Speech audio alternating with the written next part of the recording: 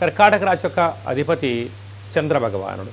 వీరికి తృతీయంలో కేతు, సప్తమంలో బుధాదిత్య రాజయోగం. రవి ప్లస్ బుధుడు సంచారం చేయడం వల్ల, ఏడాది తర్వాత సంచారం చేయడం వల్ల వివాహం కాని వారికి వివాహ ప్రయత్నాల్లో సఫలీకృతం అవ్వడం, ప్రేమికుల మధ్య సయోధ్య ఉండడం, వివాహమైన దంపతులు అన్యూన్యంగా ఉండడం, వారికి ప్రభుత్వ ఉద్యోగం ప్రయత్నం చేసే వారికి ఎగ్జామ్స్లో మంచి ఉత్తీర్ణత శాతం రావడం, అలాగే గవర్నమెంట్స్ లెటర్స్ రావడం, ప్రమోషన్స్ రావడం జరుగుతుంటాయి. కాకపోతే అష్టమంలో శని భగవానుడు సంచార స్థితి ఉన్నప్పుడు చిన్న చిన్న విషయాలకు ఆందోళన, చిన్న చిన్న వాటికి తగాదాలు, గొడవలు పెట్టుకొని బంగారు భవిష్యత్తు రోజులను డిస్టర్బ్ చేసుకోవద్దు.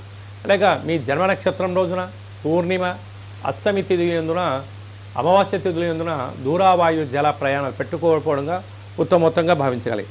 భాగ్యంలో శుక్రరాహుల సంచార స్థితి. భార్యాభర్తలు అన్యూన్యంగా ఉన్నప్పుడు ఏదో ఒకరు తలదూర్చడం, వారి మధ్య